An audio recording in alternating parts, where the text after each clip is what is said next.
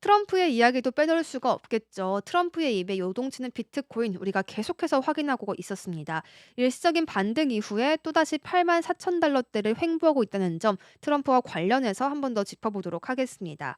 도널드 트럼프 미국 대통령이 일부 품목에 대한 일시적인 관세 면제를 시사를 했죠. 또 특히 자동차 쪽으로의 이런 이야기가 나와서 현대차와 기아가 신저가를 탈피하느냐 이런 이야기도 우리 시장에서는 돌기도 했습니다.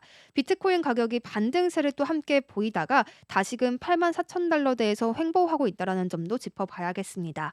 시장은 트럼프의 발언에 굉장히 민감하게 반응을 했지만 관세 정책에 대한 지속 여부에 대한 불확실성 아직 남아있기 때문에 이를 또 탈피하지는 못하는 상황이 되겠습니다. 15일 글로벌 가상자산 시황 플랫폼 코인마켓캡에 따르면요. 비트코인은 24시간 전보다 1.06% 상승한 84,604달러 기준으로 거래가 되고 있다라고 했습니다. 업계에서는 또 이런 이야기를 하더라고요. 트럼프 대통령의 관세 관련 발언들이 시장의 반응을 이끌었다, 또 반등을 함께 이끌었다라고 보고 있었습니다. 트럼프 대통령은 백악관에서 이런 이야기를 했습니다. 일부 자동차 업체를 돕기 위한 조치를 검토하고 있다라고 한 것이고요. 캐나다와 멕시코에서 들여오던 부품을 미국 내에서 생산하는데 시간이 아직 필요하다라고 밝혔습니다. 앞서 트럼프 대통령은 3일부터 자동차에 대한 25%의 관세를 부과하고 있는데요. 이것이 유예될 수 있을 것인가 또는 면제될 수 있을 것이라는 기대감 계속해서 시장에 불어들고 있습니다. 이와 함께 또 스마트폰과 노트북과 같은 일부 전자제품도 당분간 관세 대상에서 제외된다라고 밝히기까지 했는데요. 미국의 관세 국경 보호국은요, 이 반도체 제조 장비, 또 스마트폰, 평면 디스플레이 모듈, 컴퓨터 하드디스크 드라이브, 또 반도체 장치와 집적 회로 등 주요 전자제품들을 관세 대상에서 제외한다라고 공식적으로 발표를 했습니다. 관세 완화 가능성이 이렇게 언급이 되자마자 가상자산 시장은 급 반등을 보여줬습니다. 비트코인은 8만 5천 달러 선을 일시적으로 회복을 했다가 다시금 조금은 내려앉은 상황이 되겠습니다. 가상자산 온체인 분석 플랫폼 센티멘트는요, 이 트럼프 대통령의 관세 완화 시사가 비트코인에 대한 낙관적인 전망을 계속해서 자극하고 있다라고 이야기를 했고요. 현재는 트럼프가 관세 정책을 발표하기 전날 그 이후에 가장 강한 긍정 반응이 나타나는 시점이다라고 평가를 하기도 했습니다.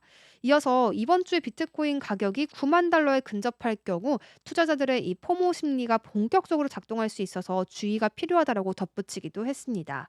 가상자산 데이터 제공업체 얼터너티브의 자체 추산 공포 탐욕 지수는요, 전날보다 7포인트 오른 38을 기록을 했습니다. 투심이 소폭 개선됐으나 공포 단계를 좀 지속하고 있는 상황도 지금 확인이 되고 있죠. 이 지수가 0에 가까울수록 시장의 극단적인 공포를 나타내고요, 100에 가까울수록 극단적인 낙관을 의미한다는 점도 함께 알려드리겠습니다. 다음으로 SEC 그리고 미국 의회 이야기들 함께 짚어보겠습니다. 스테이블 코인에 대한 이야기가 나왔네요. 비트코인닷컴에서 나온 소식인데요. 미국 증권거래위원회가 스테이블 코인을 증권으로 간주하지 않겠다라고 이야기를 했습니다. 또 의회에서도요. 스테이블 코인을 명확히 규정하는 법안을 여전히 마련 중인데요. 이로 인해서 스테이블 코인을 사용하는 기업들이 증권 규제를 피하면서도 또 운영을 같이 할 수 있는 기반이 마련됐다. 이렇게 파악이 되고 있습니다. SEC는 최근에 암호화폐 자산에 대한 연방 증권법 적용을 비롯한 중요한 내용들을 발표를 했습니다. SEC의 기업금융부는요, 공식 성명을 냈는데 이것을 통해서 특정 스테이블 코인, 일명 커버드 스테이블 코인이 증권에 해당하지 않는다 이렇게 밝혔습니다. 스테이블 코인은 가치를 안정적으로 유지해서 결제, 저축, 또 송금 등의 수단으로 사용이 되는 코인이고요. 일반적으로 미국 달러 또는 저위험 자산으로 뒷받침이 되는 코인이다라고 보시면 되겠습니다. 또 유동성도 굉장히 높아서요. 즉각적으로 의무를 이행하는 데 사용할 수 있다는 것이 가장 큰 특징이 되겠습니다. SEC는 이런 커버드 스테이블 코인이 증권이 아니기 때문에 기존 증권 규제에 적용을 받지 않는다라고 결정을 내렸고요. 이런 명확화는 암호화폐 산업에서 상당한 진전을 의미한다는 점도 함께 가져가셔야겠습니다. SEC의 발표는 업계가 규제를 명확히 이해하고 또 지속 가능한 운영을 할 수 있는 기반을 제공했다는 점에서 굉장히 중요한 발표로 평가를 받고 있습니다. 이번 발표와 함께 또 미국 하원 금융서비스위원회는요, 더 나은 원장 경제를 위한 이 스테이블 코인 투명성 및 책임법을 통과시켰다라는 소식도 전해졌습니다. 또 유사한 성향을 가진 지니어스 액트가 상원에서도 초당적인 승인을 받았다라는 점도 함께 전해졌습니다. 이 두 법안은 안정적이고 포괄적인 규제 체제를 목표로 하고 있지만요, 접근 방식에서 약간의 차이를 보인다는 점도 함께 특징으로 가지고 있습니다.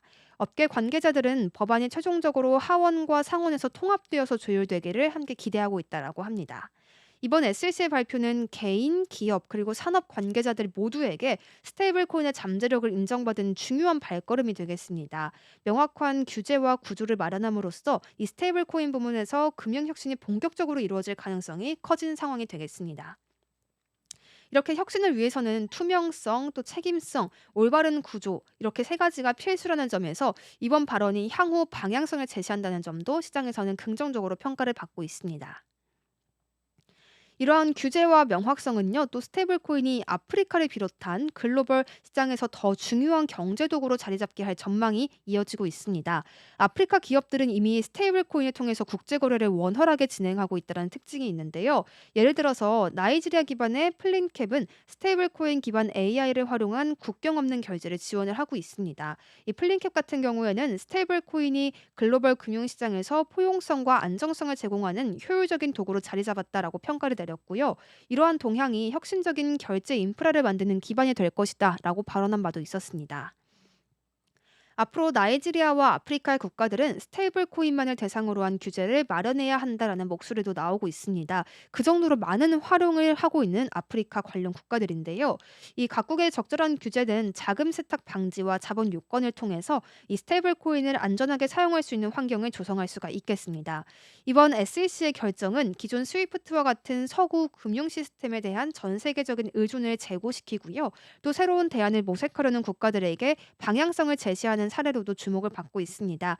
특히 브릭스 국가들 사이에서 대체 결제 플랫폼 개발 제안이 논의되는 가운데 이러한 움직임이 새로운 글로벌 금융 구조 형성에 어떤 영향을 미칠지도 주목이 되고 있습니다.